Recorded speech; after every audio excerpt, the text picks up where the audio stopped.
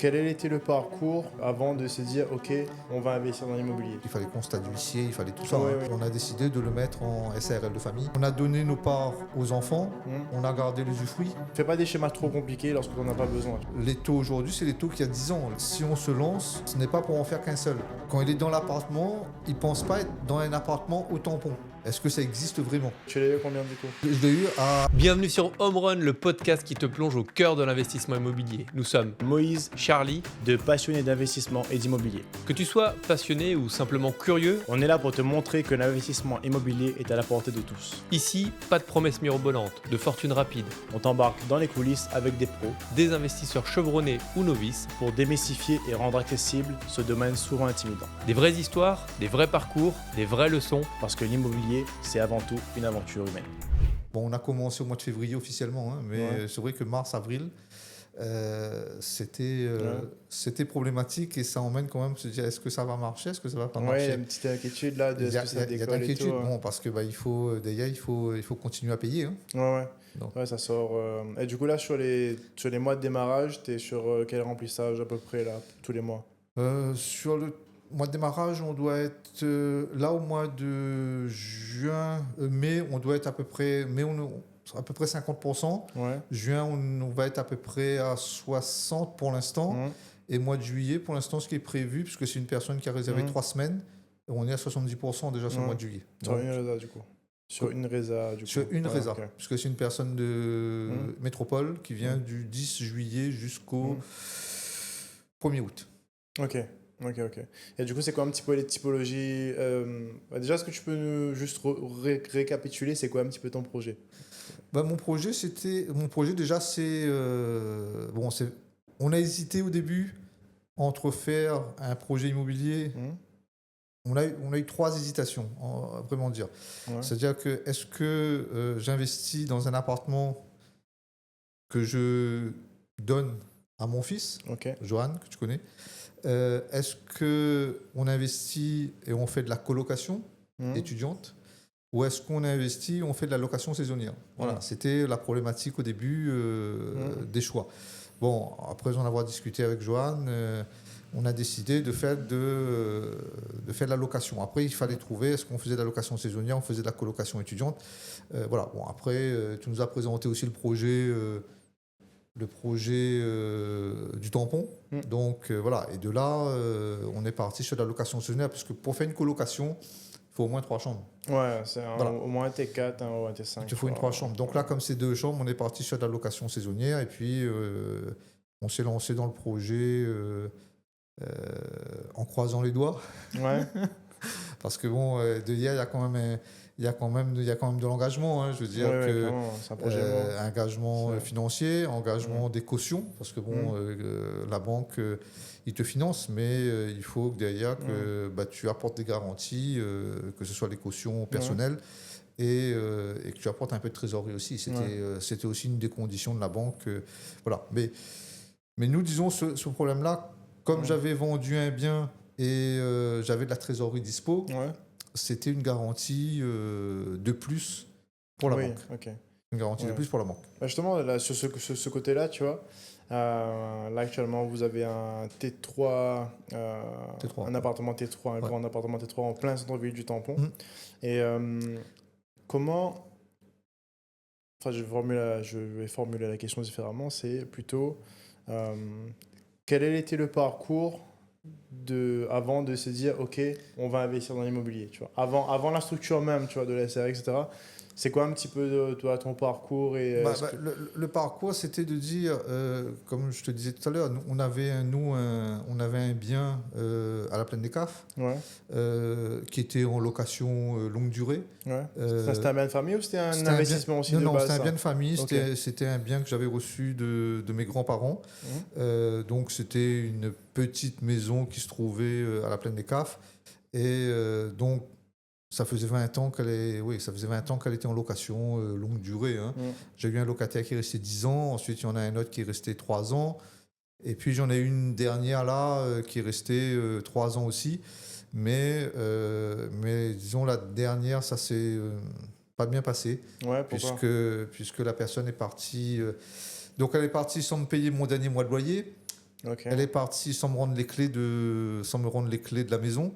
Ok. Et en plus, elle est partie en me laissant une épave de voiture dans la cour, des pneus dans la cour, voilà, tout ça. Non, ouais, ok. Donc, à l'issue de tout ça, on a dit, bon, tout ça a fait que ça m'a pris quand même des démarches parce qu'il fallait constat d'huissier, il fallait tout ça, Oui, hein, oui. pour Ouais. qu'on puisse tout à fait, reprendre possession du bien, parce qu'on n'a pas le droit de prendre possession du bien s'il n'y a pas une décision du tribunal. Hmm. Donc, il a fallu constat d'huissier et tout. Donc, à partir de là, on s'est dit, on vend le bien et on réinvestit dans l'immobilier. Voilà. Et c'est pour ça qu'on dit, on réinvestit dans l'immobilier, mais on ne voulait plus de location longue durée. Hmm. Donc, Quand tu dis longue durée, c'est en location nue ou meublée? c'était en location nue. En location nue. Quand je dis longue durée, c'est que location nue, si tu veux. Ouais, ouais. Voilà. Ouais, c'est Mais location 3 ans minimum, quoi. Voilà, je voulais plus de ça. Et donc, c'est pour ça qu'on s'est dit, on investit dans l'immobilier, soit dans la colocation étudiante, puisque là, on sait que, si tu veux, c'est un bail de location étudiante qui est valable 9 mois. Ouais. Et après, si tu veux, on change d'étudiant ou on garde le même. Oui, naturellement, ils partent au bout de maximum 2 ans, quoi. C'est Voilà, pas- 2-3 ans, ils partent, quoi, c'est je veux dire. Et, ou bien de la location saisonnière, où là, effectivement, c'est des voyageurs qui passent ou des gens qui viennent en séjour courte durée, quoi. Je veux dire. Donc, voilà. Je vois. Et lorsque tu nous as présenté le projet, c'est là qu'on est parti sur... on n'avait pas suffisamment de chambres pour faire de la colocation. Ouais, Donc, on s'est dit, on va faire de la location de courte durée. Et donc, c'est pour ça que ouais, le projet est né. Et après, dans quelle structure la mettre? ouais. Voilà. Est-ce que j'investis en nom propre? Hmm.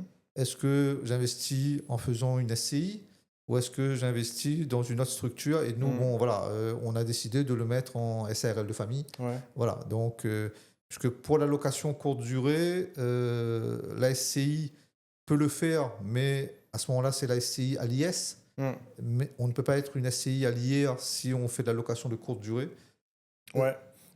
Sauf qu'il faut que le chiffre d'affaires de la courte durée représente moins de 10% du chiffre d'affaires total. Voilà. Il faut que la Donc, location meublée représente un... Je sais plus c'est quoi le pourcentage, je crois que c'est 10%. Je crois que moins c'est de 10%. Ouais. Voilà. Tandis que la SL de famille, on avait le choix de l'option de l'IS ou de l'IR. Donc, on a décidé de faire une SRL de famille entre moi, mon épouse et mes 2 enfants.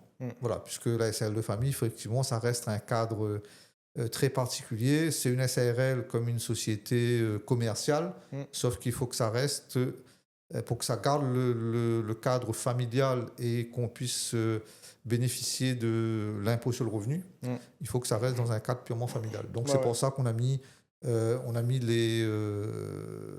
mon épouse, les 2 enfants, on a fait une SARL de famille. Voilà. Et donc, ça, c'était le cadre. Et donc, ça veut dire que après, il a fallu faire le démarche bancaire, le financement. Voilà. Ouais. Mais, sur la SARL de famille, comment ça vous est venu? C'est qui a eu l'idée? D'où vous avez eu l'information pour la SARL? Parce que ça, c'est quelque chose qui est vraiment pas connu, tu vois. C'est pas connu, mais ça, disons, c'est moi. Ouais. C'est moi qui fait des recherches, qui a fait des recherches, effectivement, pour regarder les différentes structures qui permettent de le faire, surtout à l'impôt sur le revenu, puisque moi, je voulais pas passer, que ce soit en SCI ou en SARL. À l'IS. À l'IS. Ok. Voilà, à l'IS, parce que j'estimais que, si tu veux, à l'IS, à terme, il risque d'y avoir une double imposition. C'est-à-dire que si... c'est pas vrai dans les premières années, puisqu'on sait que les premières années, de toute façon, on dégage pas de résultat. Mais lorsqu'on dégagera du résultat, ce résultat, il serait dans, effectivement, la SARL.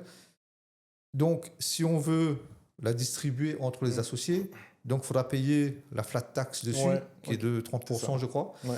Et ça veut dire que cette flat tax, on va la payer, mais ensuite, lorsque nous, on va de nouveau la déclarer dans nos revenus, ça va aussi intégrer ça va être aussi intégré dans nos revenus. Donc, ça veut dire qu'on va aussi payer.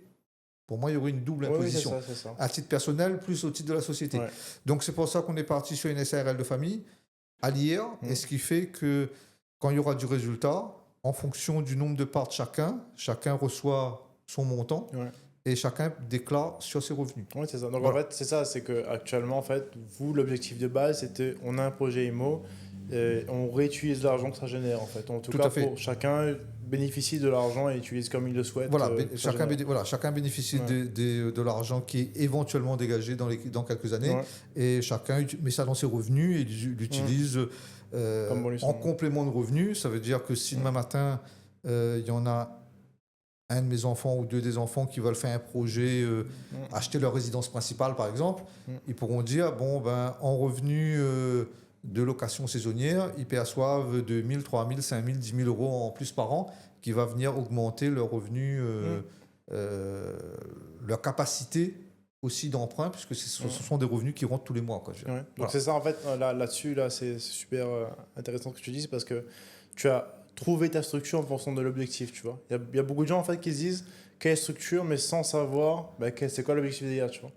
Donc l'objectif c'était, on a des bénéfices, on redistribue, en fait, on utilise. On redistribue, Ouais. on utilise, et chacun utilise comme bon lui semble. Mais moi, ce que j'ai fait dans la SARL de famille aussi, lorsque je l'ai créé, c'est que parce que je suis quand même arrivé à un certain âge, il faut commencer aussi à penser à transmettre.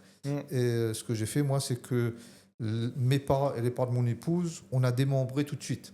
C'est-à-dire qu'on a fait le démembrement tout de suite. C'est-à-dire qu'on a donné nos parts aux enfants, on a gardé l'usufruit.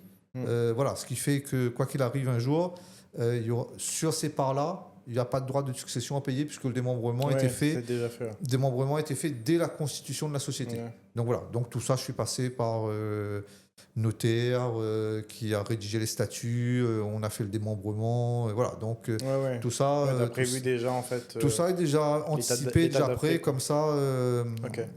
La transmission, elle se fait tranquille et on n'a pas besoin de penser comment on va faire pour transmettre le bien un jour. Donc voilà.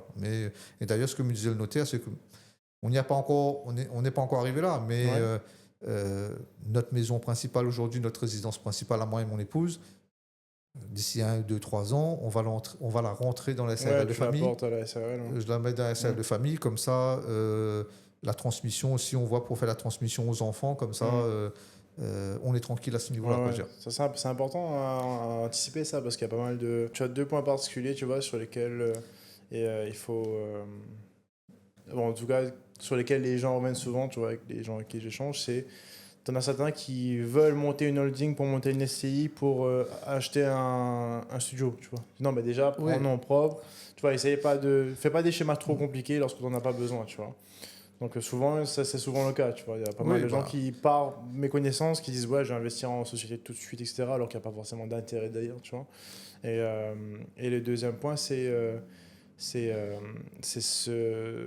ce côté-là de transmission que les gens n'anticipent pas forcément. Oui, bon. Il y a pas mal de gens qu'on a en ligne ou des projets en fait, sur lesquels les personnes qu'on a accompagnées se sont positionnées, tu vois, qui sont vendus parce que les héritiers n'ont pas les moyens en fait, de payer la succession de tout l'ensemble du projet. Donc ils vendent une partie du patrimoine pour payer la succession du patrimoine restant. Quand on connaît la succession, grosso modo, c'est 20% du... Voilà, bon, c'est sûr qu'il y a une décote, il y a un abattement de 100 000 euros par enfant et par parent et tout ça. Mais ce que je veux dire, c'est que si on a un bien de 500 000 euros, même s'il y a une décote de 200 000 euros, parce qu'il y a 100 000 euros par parent, il reste 300 000 euros. 300 000 euros à 20%, globalement, ça fait 60 000 euros. 60 000 euros, il faut que les héritiers, il faut qu'ils les trouvent, quoi, je veux dire. Donc c'est pour ça que souvent, effectivement, qu'est-ce qui se passe? Ils vont vendre une partie du patrimoine pour pouvoir payer les 60 000 euros de frais de notaire. C'est ça. Donc, surtout que bien souvent, quand tu as une succession à faire, c'est que tu as perdu un proche. Et ça ne s'anticipe pas forcément, tu vois. Voilà, tu ne dis pas, tiens, je vais garder ça, tant d'argent, parce que du coup, il y a un tel qui va... Non, après, il y en a qui le font, mais c'est pas... Oui, mais ça peut être quelque chose qui... C'est tellement soudain, je veux te dire que c'est pas... Bon, quand tu as quelqu'un qui depuis X années traîne une maladie ou un truc comme ça, tu peux te dire, bon, effectivement, ça va dans peut-être cette année, peut-être l'année prochaine, tu peux essayer d'anticiper un peu, mais des fois, tu vois, c'est dans... Les personnes n'ont aucune pathologie, aucune maladie, et clac, ça... Bon, et là, il faut effectivement... la succession n'a pas été anticipée. Mais surtout que même sur les gens où tu sais qu'il y a ça anticipé, les gens ne se rendent pas compte forcément du montant. Ça représente des sommes astronomiques. Hein, là, il n'y a pas longtemps, je parlais avec un investisseur qu'on a accompagné là, et qui me disait son père est décédé, du coup son père avait un patrimoine.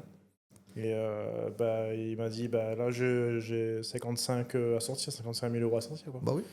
Et il me dit, mais il faut les avoir, 55 000 euros. Donc en fait, là, il peut aider un membre de sa famille parce que lui les a, mais en fait, il me dit, du coup, après, c'est l'intégralité de l'épargne en fait, qui est liquidée. Oui. Donc, Voilà, donc ce qui fait qu'effectivement, les gens ne pensent pas à cette anticipation. Bon, nous, Ouais. moi, j'y pense parce que, bon, on arrive à un âge, nous, maintenant, où on commence à penser à la transmission. Mais c'est vrai que si tu as des gens qui sont investisseurs, qui ont 30 ans ou 35 ans, tu vois, Oui, ils vont pas, c'est pas logique comme. voilà, eux, ils vont pas penser à ça en disant que est-ce que je fais une SCI, est-ce que je fais une SRL de famille, est-ce que voilà, des fois ils sont même pas encore, ils ont pas encore d'enfants, ils ont pas encore tout ça. Donc je te Ouais. dis, voilà. Mais après, rien n'empêche dans quelques années après qu'ils structurent tout ça et qu'ils ramènent de toute façon tous les biens à la société, hein, que ce soit la SCI ou la SRL de famille. Mais c'est vrai que c'est un projet qu'il faut construire dans le temps, qu'on soit jeune et qu'on le fait en nom propre, mais il faut y penser. Et quand on est déjà un peu plus âgé, ben, il faut essayer de l'intégrer directement dans comment le transmettre par la suite sans que ça coûte, trop d'argent. Quoi, je veux dire. Ouais, surtout c'est ça, il faut arriver à optimiser pour que ça. Que Bon, ça, nous, dans ça notre tape pas cas, trop, quoi, mais dans c'est notre pas cas de évident, la quoi. SRL de famille, comme ça a été démembré à la constitution de la société, ça veut dire que lorsqu'on a acheté le bien, nous, tout est déjà démembré. On a l'usufruit, nous, les enfants sur nos parts, ils sont en nus propriétaires. À partir de là, quoi qu'il arrive demain matin, ce bien-là, ils n'auront pas de droit de succession à payer là-dessus. Ouais. Voilà. Mais du coup, avant d'arriver à ce stade-là, Johnny, genre, c'est quoi ça? Quel a été le parcours de ton côté, tu vois? Même si on remonte un peu plus loin, tu vois. Mais quel a été le parcours de ton côté pour déjà t'intéresser à l'immobilier, commencer à investir et te dire, putain, faut que je fasse ça, en fait, tu vois? C'était quoi tes premiers pas là-dedans, en fait? Bah, dans mes dans premiers pas. l'immobilier, entre guillemets, à part la maison. Oui, bon, la maison principale. Ouais. Bon, l'immobilier, on a aussi aujourd'hui, nous, un appartement à Saint-Denis. Ouais. Notre premier investissement immobilier, hors la résidence principale, si tu veux, c'était un appartement qu'on a acheté à Saint-Denis. Ouais. Mais qu'on a acheté parce que Jonathan, mon premier garçon, est parti faire ses études à Saint-Denis. Oui. Donc, ça remonte maintenant à 7 ans, 8 ans. Il est parti faire ses études à Saint-Denis. C'est vrai qu'on cherchait une location à faire sur Saint-Denis, parce que lui, en plus, il était à Saint-Denis, mais il n'était pas au Moufia. Ok. Il était en centre-ville de Saint-Denis. Donc, on cherchait une location à faire. Et lui, il était parti sur 5 ans, puisque ses études étaient programmées sur 5 ans. Donc, on cherchait une location, on cherchait à faire. Et puis, on a visité des tas de biens. Mais tout ce qu'on visitait, ça ne nous convenait pas. Soit c'était trop petit, soit c'était vraiment vétuste. Voilà. Donc, et puis. C'est vrai qu'à ce moment-là, en fait, l'objectif c'était que lui loge dedans, en fait. L'objectif était que lui, qu'on trouve un logement pour qu'il puisse faire ses études. Voilà, c'est notre. Voilà. C'était notre première réflexion. Okay. Et après, si tu veux, en discutant avec des gens que je connais, avec des connaissances et tout ça, et je connais quelqu'un à Saint-Denis qui lui connaît, voilà, il habite à Saint-Denis, il connaît beaucoup de gens, et je lui dis, bon, si un jour tu connais quelqu'un qui loue un appartement au centre-ville, parce que mon fils fait des étudiants, fais-le-moi savoir. Et il me dit, moi j'en ai un, mais je le vends. Je le vends parce que j'ai ma fille, lui c'était sa fille qui finissait ses études d'expertise comptable et il avait besoin de cash pour qu'elle lance son cabinet. Donc à partir de là, il me dit, moi j'en ai un, c'est un T2 qui fait 47 mètres carrés je crois. Donc il me dit, il y en a un, lui il en a un et lui il l'avait acheté il y a 5 ans et il me dit, je vends au même prix que j'ai acheté. Ok. Donc c'est vraiment, il a besoin de. Voilà. Tout de suite. Il a besoin de cash. Voilà. Je suis parti le visiter. Il m'a dit, viens visiter. Il avait quelqu'un il avait un locataire qui était dedans. Il m'a fait visiter tout ça. L'emplacement était idéal parce que, entre guillemets, l'appartement était en face des locaux où mon fils avait ses cours. Il avait juste la rue à traverser pour aller en cours. Donc c'était en face. Donc à partir de là, si tu veux, ça a été notre premier investissement. Donc voir la banque, mais là on l'a acheté en nom propre. Là on ne parlait pas de SCI, de salle de famille ou quoi que ce soit. Donc on l'a acheté en nom propre. Parti voir la banque, on l'a financé et aujourd'hui l'appartement il est toujours là. Ouais. C'est toujours Jonathan qui s'en occupe. vit C'est toujours dedans, toujours ouais. Jonathan qui Ouais. vit dedans. Voilà, bon, Ouais. le tout, c'est qu'aujourd'hui, moi, je lui demande simplement de payer tout ce qui est charge de copropriété. Oui, il s'occupe de ça. C'est lui qui paye charge de copropriété, l'électricité, Mm. l'eau, voilà, le courant, c'est lui qui le paye. Hein. Donc voilà. Et du coup, là-dessus, à ce moment-là, toi, tu n'avais pas forcément ce recul-là de c'est quoi une SRL de famille, c'est quoi une SCI. Non, t'avais- pas encore, ça remonte à une Ouais. dizaine d'années. Ouais, Non. t'avais pas du tout les Non, infos. Franchement, non. Et puis on s'était dit, nous, au début, on s'était dit, on va acheter. Ouais. Quand Jonathan a fait ses études 5 ans, et au bout de 5 ans, il va partir, on va le louer en location nue. Sauf Ouais. qu'il n'est jamais parti. Ouais.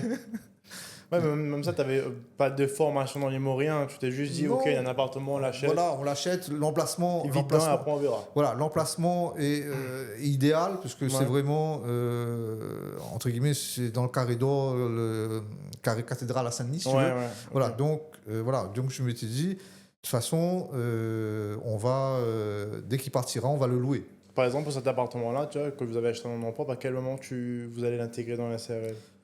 Est-ce que déjà Je pense défini ça qu'on va attendre 2-3 ans, puisqu'en échangeant avec le notaire, j'ai encore 3 ans de crédit là-dessus. Et dans 3 ans, j'ai terminé le crédit.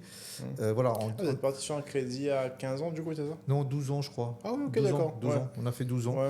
Il doit y donc- avoir une belle mensualité là-dessus, quoi. Non, on a une mensualité de 625 €, je crois. Vous avez eu un bon prix, du coup. Oui. Ouais. Tu l'as eu combien, du coup? Je l'ai eu à 120 000 €. Il y avait 10 000 € de frais de notaire. Je l'ai payé à 130 000 €. Ouais. Voilà. Mais comme je te dis, il est au carré cathédrale Saint-Denis. Ouais, c'est Donc ouf, à ce voilà, tarif, hein. j'ai eu 120 000 €. Ouais. Parce qu'il m'a dit, je le vends au même prix que je l'ai acheté. Ouais. Donc voilà. Toi, à combien tu as eu là sur cette proposition-là? Oh, je sais plus, à cette époque-là, on était encore une douzaine d'années, on était dans les taux de 3, voilà, on était dans les taux de 3,25, 3,50 à l'époque. Hein, Bon, voilà. tu es sur les mêmes taux qu'aujourd'hui. Je suis sur le actuellement, même quoi. taux qu'aujourd'hui, c'est Ouais. pour ça que je te disais à l'époque, lorsqu'on a financé le tampon, c'est que les taux 3,80, moi j'ai eu 3,50 là je crois, ou 3,60. Les taux aujourd'hui, c'est les taux qu'il y a 10 ans. Les taux à 1%, c'est des taux qui étaient anormaux, hein, je vais te dire. Voilà. Donc, on parlait de ça avec Charlie, là, juste sur l'épisode. Voilà, donc, sur notre épisode, tu vois. et c'est pour ça qu'on va l'intégrer, je pense, dans 2-3 ans, quand le crédit sera terminé, parce qu'en échangeant avec le notaire, il me dit, bon, on pourrait l'intégrer maintenant, mais il faut demander l'accord de la banque, une dérogation, puisqu'il n'y aura pas un crédit dessus. Il me dit, c'est faisable. Hein. Oui, attends que ça finisse. Voilà, c'est faisable. Il me dit, c'est faisable, il faut demander simplement l'accord de la banque et tout ça. Je lui dis, on n'est pas à 2-3 ans près. Donc, on attend que le crédit se termine. Quand le crédit se termine, à ce moment-là, je reverrai avec effectivement le notaire pour voir comment on fait pour l'intégrer dans la SRL de famille. Voilà. Mais c'est vrai qu'à cette époque-là, on n'était pas du tout dans l'imagination de dire qu'on va investir à 1 et peut-être investir à 2 et peut-être investir à 3. Et donc d'apprendre et de structurer, c'était de dire on en fait un et puis un jour on verra. Voilà. Ouais. Mais ce qui nous a déclenché, si tu veux, c'est effectivement la vente de mon bien à la Plaine des Cafes et de dire comment on réinvestit cet argent. Ouais. Voilà, c'est là la réflexion. La réflexion a été menée. Comment on réinvestit et puis, comme je disais, au départ, on voulait acheter un appartement pour notre deuxième garçon. Et c'est lui qui nous a dit non, il ne veut pas d'appartement. C'est lui qui nous a dit investissez. Et c'est lui qui connaissait Imo Malin. Ah oui, d'accord. C'est Joanne qui connaissait. Ok, d'accord. Voilà, c'est lui qui connaissait. Donc c'était lui le déclencheur. C'était lui le déclencheur. C'est lui qui connaissait Imo Malin, pas une connaissance à lui qui je crois, c'était le beau-frère de mon beau-frère, en fin de compte, qui lui avait déjà pris contact avec vous, il avait déjà échangé avec vous, il avait déjà suivi des formations chez vous, je crois, ou des formations ou des échanges dans Dev ou un truc comme ça. Et c'est lui qui a dit, voilà, Imo Malin fait du clé en main et tout ça. Et c'est de là qu'on s'est dit, ok, bon ben, c'est de là que moi je t'ai contacté ou je t'ai envoyé un mail. Et c'est de là, si tu veux, tu nous as dit, bon, ben, il y en a un au patio. Ah oui, il est parti vite, celui-là en plus. Voilà, mais après, si tu veux, la personne vendait plus. Après, elle vendait, mais elle voulait quelqu'un qui payait en cash. Oui, voilà. Donc, voilà. Et de là, si tu veux, bon, après, tu nous as trouvé effectivement le projet en centre-ville du Tampon. Et pendant que tu veux que cette recherche ou ces visites étaient en train de se faire, que ce soit sur le patio, que ce soit sur le Tampon, c'est de là, si tu veux, la réflexion, c'est là la réflexion est arrivée en disant dans quelle structure Ouais, comment structurer tout ça, Voilà, quoi. comment structurer, dans quelle structure on va mettre ce bien. En se disant, si on se lance, ce n'est pas pour en faire qu'un seul. Je ne dis pas qu'on va en faire 100, hein, Non, oui. mais c'est d'essayer d'avoir un, deux ou trois, et peut-être, si tu veux, aussi de diversifier. Là, on en a fait une location saisonnière. Peut-être que le prochain, coloc, on fait une coloc, on cherche plus une coloc. Sans dire qu'on ferme les yeux sur la location saisonnière. Ouais, Ce oui. que je veux te dire, si c'est une opportunité et que effectivement c'est quelque chose qui permet de, on a un off-market à un très bon prix et que on peut le faire, pourquoi pas. Voilà. Ouais. Mais c'est vrai que sur le deuxième bien, on partirait plus sur une colocation, peut-être plus sur Saint-Denis ou sur le tampon, pourquoi pas. Mais Ouais, bon, pour histoire de voir un peu. voilà, mais plus Ok, effectivement vois. plus sur Saint-Denis à ce moment-là pour faire une colocation étudiante, voilà. Mais aujourd'hui, comme je dis, on a eu 2 mois de démarrage qui était un peu normal. Bon, Quentin nous avait dit que de toute façon au début c'est un peu Ouais, c'est vachement timide. Après, C'est un peu le timide. tampon, en plus, la saisonnalité sur la partie saisonnier, c'est très marqué, tu vois. Tu vois vraiment les on-off en temps haute Oui. saison, basse saison. Voilà. C'est très, très marqué, tu vois. Voilà, mais pour l'instant, mars, comme je te disais, c'était hyper calme parce qu'on n'a rien eu. Avril, on a eu 2 semaines, mai, ça s'est rempli. Ouais, tu vois que Juin, ça va. progressivement, ouais. Et puis, si tu veux, au fur et à mesure que les commentaires arrivent, au fur et à mesure, voilà, parce que effectivement, il y a quelque chose que nous, on fait très attention, c'est effectivement la propreté. Parce qu'on sait que de toute façon, Ça, c'est la base. Hein. on sait que de toute C'est même façon, rédhibitoire. tu vas oublier, je sais pas moi, tu vas oublier de mettre un truc, tu vas oublier de mettre un verre, c'est pas très important, mais par contre, sur la propreté, Ouais. ça c'est quelque chose effectivement qui, si les gens arrivent et qu'ils voient que c'est sale, voilà, tes commentaires vont se faire ressentir. Ah oui, c'est sûr. Et si tes commentaires se ressentent, c'est que derrière, tes potentielles réservations vont aussi se faire ressentir. Ouais, tu les vois tout de suite. Voilà. Et je sais pas si toi je pense que tu vas constater ça. Tu vois, il y a pas longtemps, je parlais avec. On avait un autre épisode de podcast avec Didier Bouchana, tu vois. Et il nous disait que lui, il voit la différence d'exigence des gens. Tu vois, il a l'impression que maintenant, les gens s'attendent vraiment à limite de l'hôtellerie, tu vois.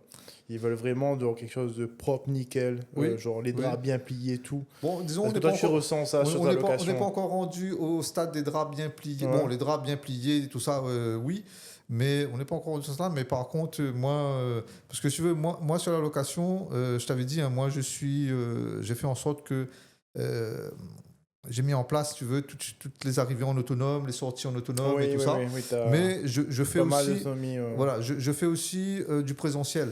Tu veux, là, par exemple, ceux qui sont arrivés, ceux du week-end dernier, quand je peux faire du présentiel, surtout là, ils sont arrivés un samedi, en fin d'après-midi, j'ai fait du présentiel, si tu veux. Tu vas les accueillir. Je vais les accueillir, je vais les montrer l'appartement et tout ça. Ok. Voilà. Mais j'ai eu des gens où ils sont rentrés totalement en autonome, sortis totalement en autonome. Voilà. Mais après, bon, le contact humain reste le contact humain. Après, c'est vrai qu'il y a des gens qui vont apprécier le présentiel. Il y a peut-être d'autres personnes qui ne veulent pas forcément faire du présentiel aussi. Arriver, rentrer, ils ont les codes pour rentrer, pour sortir, ça leur va aussi, ça leur va aussi très bien. Mais les gens, dès qu'ils rentrent dans l'appartement, il y a quand même un effet,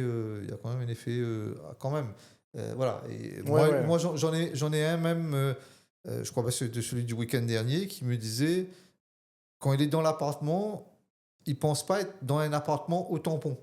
Tu vois, ça voilà. dénote complètement. Voilà, ça dénote. Il est effectivement dans un appartement au tampon, mais il se dit, pour moi, je ne suis pas dans un appartement au tampon, parce qu'effectivement, la façon dont ça a été décoré, ça a été aménagé, voilà, pour lui, il regarde ça sur des images. Et pour te donner une anecdote, moi, les 2 dernières réservations que j'ai eues, celle du week-end dernier et celle du week-end d'avant, les gens ont réservé et elles m'ont appelé. Okay. Elles m'ont appelé pour me demander, pour voir si derrière il y avait un numéro, parce que ils me disaient que les photos étaient trop belles pour dire que ça soit réel. Est-ce que c'est un vrai truc? Est-ce que c'est pas Exactement. une arnaque? Okay. Voilà. Et elles me disaient qu'elles avaient ces craintes-là. Ouais. Elles avaient cette crainte-là, le fait que ça soit effectivement bien aménagé, que les photos ont été prises avec un photographe pro et que ça a été mis en valeur. Elles me disaient, est-ce que ça existe vraiment? Voilà. Et donc, voilà. Et les 2 dernières réservations que j'ai eues, un Airbnb et un Booking, les deux personnes, quand elles ont fini de réserver, elles m'ont appelé. Ouais, pour voir si le numéro répond, pour voir si le numéro répond et pour voir s'il y a quelqu'un derrière qui répond. Ouais. Donc voilà. Bon, c'est vrai, c'est un peu logique. Moi, pour avoir échangé avec eux, je comprends. Si tu veux, aujourd'hui, avec l'ère de l'intelligence artificielle et tout ça, Ouais, tu peux faire des trucs. les gens peuvent jolis, dire arnaquer des gens, qu'ils te mettent des photos hyper trucs et en fin de compte, quand ils arrivent, voilà. Et c'est pour ça que moi, sur le dernier commentaire Airbnb, voilà, la personne, elle a mis dans son commentaire, elle a mis effectivement que l'appartement correspond bien aux photos. Tu vois, Ouais, ça veut ok. dire que les autres personnes qui vont sur l'annonce et qui voient que, bon, ben, elle a mis déjà que ça Ouais, correspond bien aux photos, ouais. ça peut être rassurant. Oui, ça l'est totalement. Hein. Ça peut être rassurant pour la personne qui doit réserver, si tu veux. Donc, tu vois, les gens qui n'ont pas d'investissement en courte durée ne se rendent pas compte de l'importance des commentaires. Genre, ça fait ton business. Oui, les commentaires Genre, sont hyper importants. Ça fait ton business. Et les commentaires et le temps de réponse, le temps de réponse que toi tu mets à répondre aux demandes des voyageurs. Quoi, je veux dire. Donc, et toi, justement, sur ta partie, là, sur ton projet, en fait, je m'en souviens, on avait une discussion au téléphone où tu me disais, Moïse, franchement, on y va, on met ce qu'il faut, on met pas un budget qui sert à rien, non. mais on met le budget qu'il faut, en fait, pour faire un projet de qualité. Et comme je D'ailleurs, dis... on mettra les liens en description, tu vois, pour que les gens puissent voir un petit peu le projet et voir concrètement, tu vois, Voilà, c'est quoi le et comme rendu, je te disais, des fois, je te disais, c'est vrai que je dénote avec tout le marché, quoi. même avec Quentin, tout ça, lorsqu'on échangeait, parce que Quentin me disait, bah oui, mais là, peut-être, il faut changer ça, ça va coûter 100 €, 150 €, parce que c'était pas prévu au départ, quand vous, dans le cahier des charges, j'ai eu le cas, moi, d'une manivelle, manivelle de rideau, qui, effectivement, quelques jours avant la fin des travaux, cette manivelle, on s'est rendu compte qu'elle fonctionnait plus. Ouais. Donc, Quentin me dit, bon, ça coûte 100 €, 150 €. Je dis, Quentin, aujourd'hui, je ne suis pas à 150 € près. S'il faut changer la manivelle, je préfère changer la manivelle tout de suite qu'essayer de forcer un truc. Et demain matin, j'ai un voyageur qui m'arrive, qui me dit, bah, le truc est bloqué, la manivelle ne descend pas, la lumière rentre dans la chambre, mais voilà. Donc, je dis non. Voilà. Donc, c'est vrai qu'il faut... On a du clé en main, tout est essayé, vous essayez de penser à tout jusqu'au moindre petit détail, mais voilà, des fois, des fois il y a des trucs comme ça qui arrivent 100 €, 150 €. Forcément des petits détails, oui, putain. Voilà, et qu'il faut changer, il faut changer. Hein, je vais te dire, voilà, et c'est pour ça que lorsqu'on avait échangé nous sur le projet, je t'avais dit que moi je veux une serrure connectée, je veux automatiser tout ça parce que moi j'ai une activité professionnelle à côté, mon épouse a une activité professionnelle. Donc, pas le temps de gérer toute la journée. Voilà, on n'a pas le temps de gérer. Autant le ménage, effectivement, on prend une société qui fait le ménage et elle s'en occupe.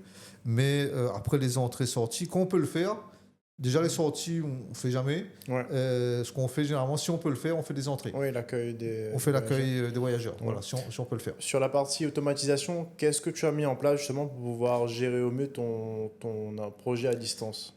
Voilà, au niveau de l'automatisation, déjà, j'ai mis en place... j'avais essayé un channel manager. Bon, j'ai changé de channel manager au mois de janvier-février. Aujourd'hui, j'utilise un channel manager qui s'appelle Logify, qui est un des gros channel managers qui tourne en Europe et même dans le monde. Tu avais essayé quoi juste avant? J'avais essayé Superhot. Ok. Voilà, ça ne marchait pas. C'est pas que ça marchait pas, mais je trouvais que, si tu veux, que les temps de réaction du support n'étaient pas top. Pas convaincant par rapport à ce que tu avais besoin. C'était pas top. C'est pas ce que j'attendais moi. Peut-être après certaines personnes convient, mais moi ça me convenait pas. Et puis l'automatisation des messages, des fois ça partait pas. C'est-à-dire que tu as des messages qui sont programmés pour partir à 10 h et en fin de compte ça part pas, ou bien ça part avec un quart d'heure, une demi-heure. Et puis si tu veux, leur truc c'est que eux, je me suis rendu compte de ça après, c'est que c'était basé sur leur métropole. Ah oui, donc c'est-à-dire que quand je mettais à chaque fois, quand je mettais 10 heures, en fin de compte, c'était 10 heures métropole, alors que ça faisait midi chez moi quand je faisais 8 heures. Voilà. En fin de compte, j'ai testé. Aujourd'hui, j'utilise Logify, qui, pour moi, ça tourne. Je veux dire qu'il n'y a pas de problème. Aujourd'hui, l'automatisation, c'est que... Et puis, si tu veux, sur Superhot, ce que je trouvais, c'est que lorsqu'il y avait une réservation qui était faite, je recevais la notification 10 minutes après, un quart d'heure après, par le channel manager. Bon, avec Logify aujourd'hui, pour te dire que je reçois même la notification Logify avant Salut Airbnb de Booking. Oui, donc c'est plus réactif là-dessus. Voilà, c'est-à-dire qu'en fin de compte, eux, ils passent par le flux, ils sont connectés avec les plateformes, mais je reçois la notification à eux. Avant, quand je te dis avant, des plateformes, hein. c'est quelques secondes. Hein. Oui. C'est tac, tac, tac, tac. Ouais, mais ça arrive juste avant. Ouais, ça arrive juste avant. Et donc aujourd'hui, moi, dans l'automatisation, c'est quoi? C'est que dès que la personne réserve, il y a un message qui part. Du moment qu'elle a payé, elle reçoit tout de suite un message de bienvenue qui part. Ouais, qui part automatiquement. Qui part automatiquement. Okay. Dans ce message de bienvenue, il y a, on a créé nous un guide de bienvenue, si tu veux, en ligne, qui est hébergé sur un Google Drive, avec le lien. Donc ça veut dire qu'elle a le lien dedans qui lui permet de télécharger déjà son guide de bienvenue. Ça lui donne toutes les informations avec nos coordonnées, si elle a besoin d'échanger, que ce soit par mail, par téléphone et tout. Voilà, donc ça c'est la première étape. Lorsque la personne bienvenue, tu présentes un peu l'appartement et tout. Voilà, présente l'appartement, présente le secteur, les lieux, ce qu'ils peuvent faire au tampon. On a mis aussi les quelques restaurants qu'il y a autour où les gens ils peuvent déjeuner ou dîner. Restaurants qu'on a testé aussi. Hein, autant dire, voilà, on sait qu'on mange bien. Quoi, je dis, donc ça passe. C'est des recommandations. Voilà, c'est des recommandations. Donc voilà, donc ça c'est Airbnb, Booking.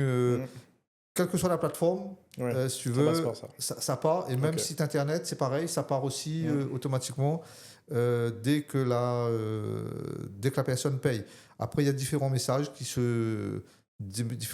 s'envoient en fonction des différentes étapes que va suivre, si tu veux, le voyageur. Oui, ok. C'est-à-dire que sur la réservation, de première. Dès qu'il fait quelque chose, ça déclenche un message. Voilà, ça déclenche un message. C'est-à-dire que 2 jours avant, moi j'ai paramétré, c'est 2 jours avant, il va recevoir les consignes d'arrivée. Oui. Les consignes d'arrivée, c'est pareil. On a fait une vidéo Google Drive et 2 jours avant, il reçoit dans cette consigne d'arrivée, il reçoit aussi ses codes pour la serrure connectée. Parce que dès la réservation, dès que la personne réserve, automatiquement, la serrure connectée génère un code et lui attribue un code. Ouais. Que moi, je vois dans le back-office, si tu veux. Mais, et 2 jours avant, lui, il va recevoir ces codes-là avec les consignes d'arrivée, la vidéo qui lui montre comment arriver à l'appartement, comment accéder au parking, c'est quoi la place de parking. Voilà, on a fait cette vidéo pour que la personne soit totalement autonome. Elle n'a pas besoin de qui que ce soit pour lui montrer quoi que ce soit. Après, quand on peut le faire en présentiel, on le fait, mais voilà. Mais donc, 2 jours avant, elle reçoit ça, elle reçoit ses codes, elle reçoit, pour les gens qui sont sur Booking et sur Abritel, 10 jours avant, il y a un message qui va partir, qui va leur demander la caution. Ouais. La caution, moi, comme je disais tout à l'heure, j'utilise Sweekly, qui est une société, une start-up qui est basée à Lyon, qui gère les cautions pour les Airbnb, pour les locations de voitures et tout ça. Voilà, donc 10 jours avant, la personne reçoit son lien de caution. Donc, elle valide son lien de caution, elle met ses informations.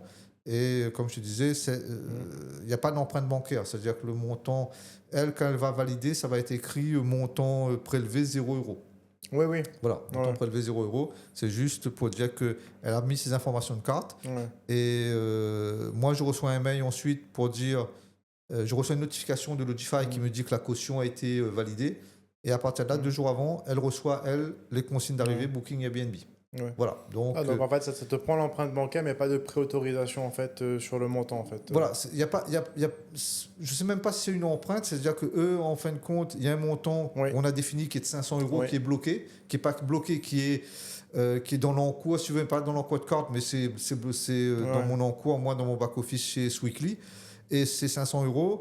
Moi, j'ai le choix, lorsque la personne part, je libère, je prends une partie.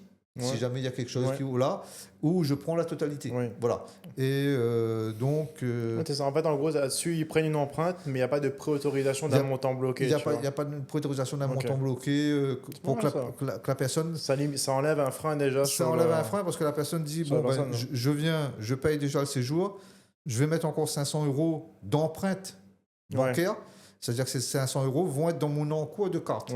Même si ce n'est pas débité, mais ça rentre dans mon encours de carte. Ça me bloque quand même les 500 €. C'est-à-dire que si quelqu'un a un encours, je une bêtise, moi, il a 3000 encours de carte sur sa carte, il a déjà fait 2500 € d'achat, il a bloqué 500 € d'empreinte. S'il passe chez un commerçant, on va lui dire c'est bloqué, on va lui dire que son plafond est atteint. Donc, voilà, donc c'est une solution. Voilà, tout ça, toute cette réflexion-là, si tu veux, ça a été mené en amont, même avant, pendant toute la phase où il y a eu les travaux. Et ben, moi, derrière, j'ai creusé pour dire qu'est-ce que je vais mettre en place, comment je vais automatiser, quelle caution je vais prendre, quel montant, avec quel organisme et tout ça. Voilà. Donc, si tu veux, ce qui fait que il a fallu effectivement rechercher, piocher, voir comment on met tout ça en place. Et après, si tu veux, il a fallu mettre tous les messages. Programmer tous les messages. Programmer tous les messages. Bon, avec Logify, il y a déjà une base de messages qui est déjà prédéfinie. Tu as déjà une base de messages prédéfinie. Voilà. Et après, à toi de l'améliorer, à toi de rajouter. Voilà. Donc, à toi de rajouter si tu veux. Des informations et puis après tu crées des messages puisqu'ils appellent ce qu'ils appellent avoir des marqueurs de messages, c'est-à-dire que tu as toutes les informations, nom, prénom du client, le nom de l'appartement, tu rédiges ton message, tu prends le marqueur, tu mets dedans, tu mets les champs dedans, et puis quand c'est validé, ça prend le nom de la personne, son prénom, ses informations, son numéro de téléphone, endroit, etc. Voilà, donc ça donc lui il voit bonjour Emmanuel, alors voilà. Mais moi c'est écrit bonjour dans mon truc, c'est écrit bonjour avec c'est écrit non invité. Bonjour non invité. Voici donc, date 1, date 2, etc. Voilà, donc ce qui fait que tout ça c'est automatisé et ce qui fait que pour l'instant en tout cas ça tourne et ce qui fait que mon dernier message dans le process voyageur, c'est que la veille du départ, automatiquement, elle a un message automatique qui part la veille de son départ, qui lui rappelle les consignes de check-out. Qui lui dit, voilà, vous partez demain, vous devez sortir à 10h. On lui donne les étapes, sortez votre véhicule du parking, videz les poubelles, faire la vaisselle, remettez la clé dans le truc, appuyez sur la touche retour de la serrure connectée et la personne sort. Et voilà, donc...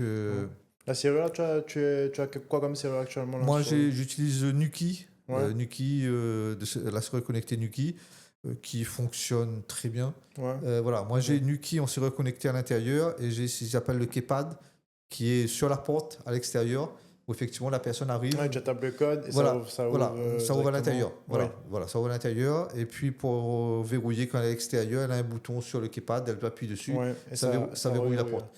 Donc moi j'utilise Nuki, ça fonctionne très bien. Jusqu'à maintenant, j'ai pas eu aucun souci.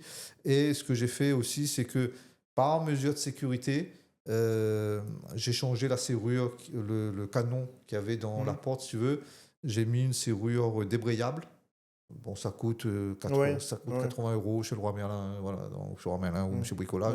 J'ai mis une serrure débrayable, si tu veux, ce qui fait que même pour X raisons, si la serrure ne fonctionne pas ou elle est coincée, on ne sait jamais parce que ça reste quand même de l'informatique, il y a quand même une clé, tu as la clé, et la clé, tu peux ouvrir la porte de l'extérieur avec la clé sans avoir besoin d'utiliser la serrure. Et ce qui fait que moi, aux voyageurs, je leur donne toujours le badge pour accéder à la résidence, le badge Vigic, la télécommande, et je leur laisse une clé. Une clé de secours. Une clé de secours. On ne sait jamais, ça arrive et que ils tapent leur code, ça ne fonctionne pas, ou la serrure est bloquée.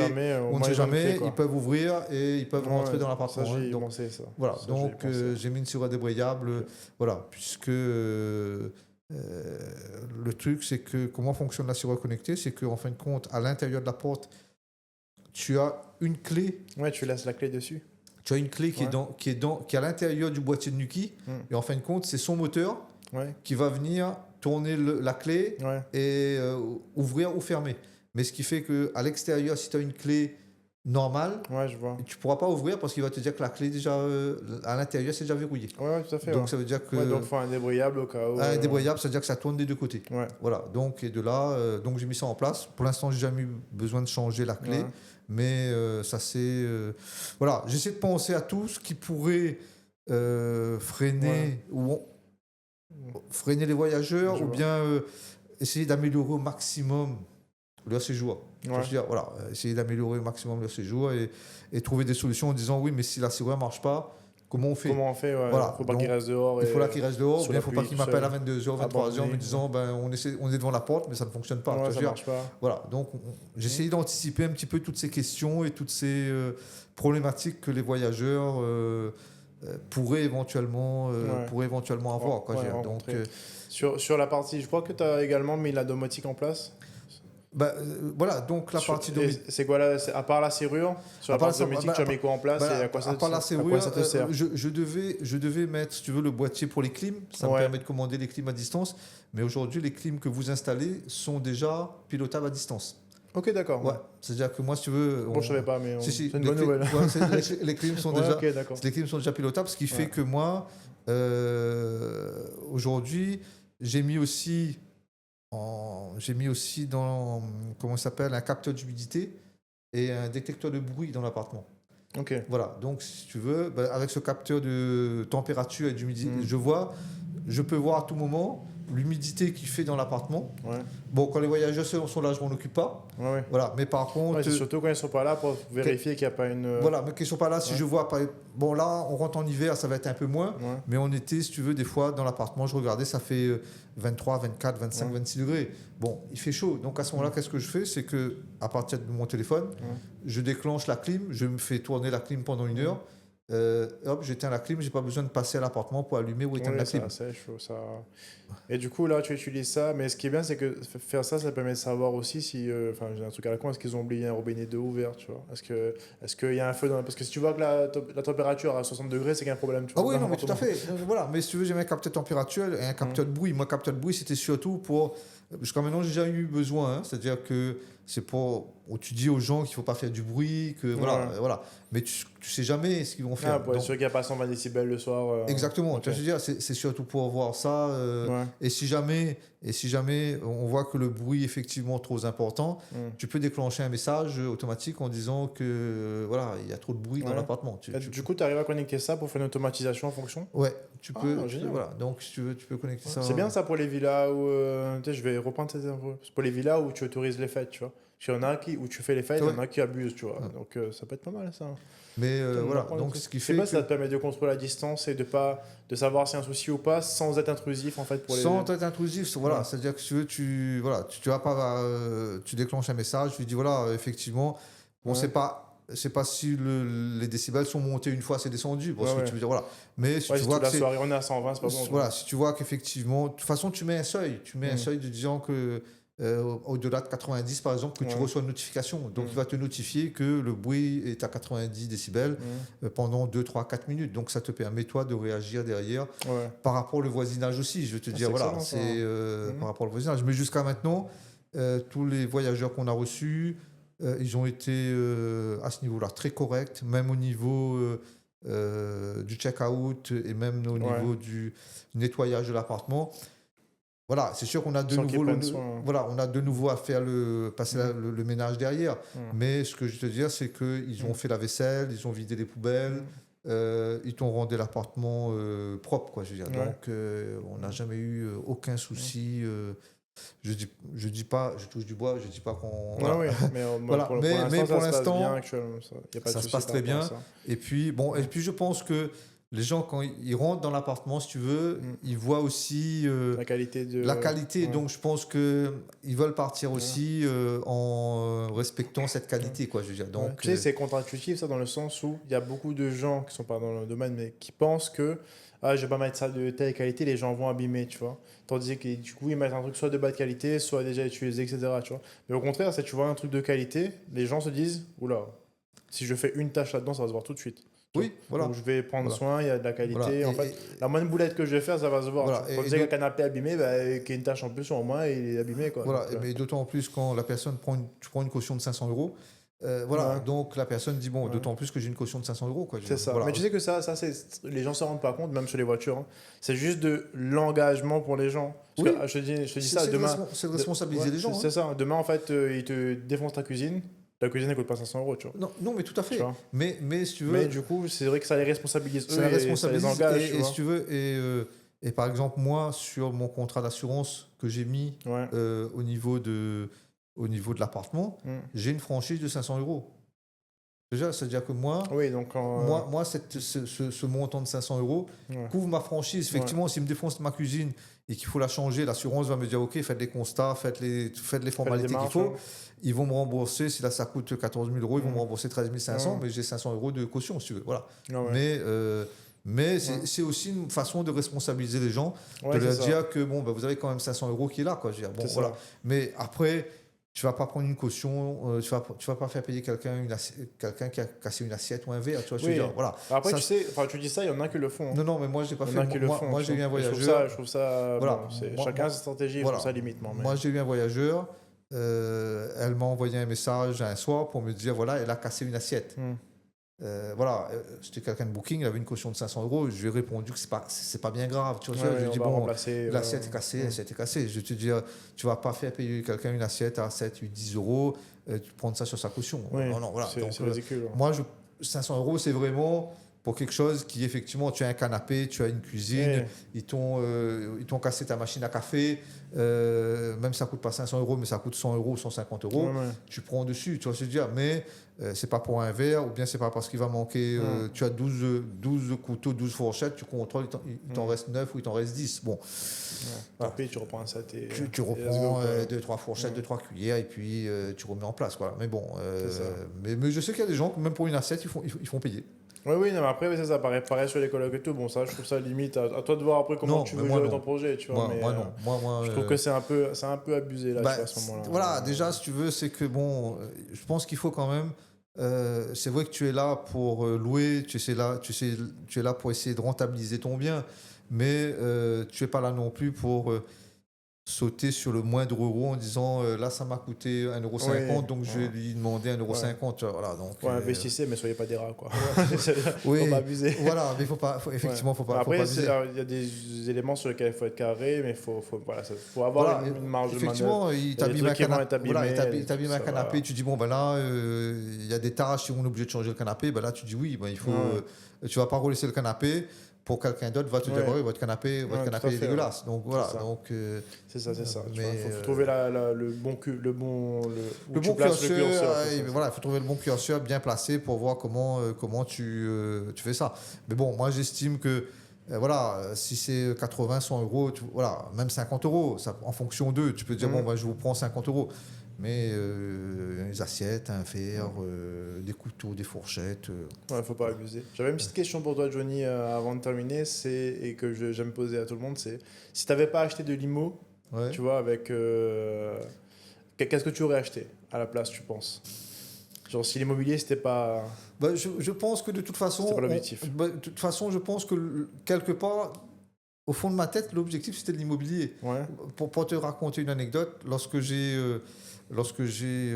vendu ce que j'avais à la Plaine des Caves, comme je te disais, lorsqu'on a signé chez le notaire, il me disait, ben voilà, vous allez pouvoir partir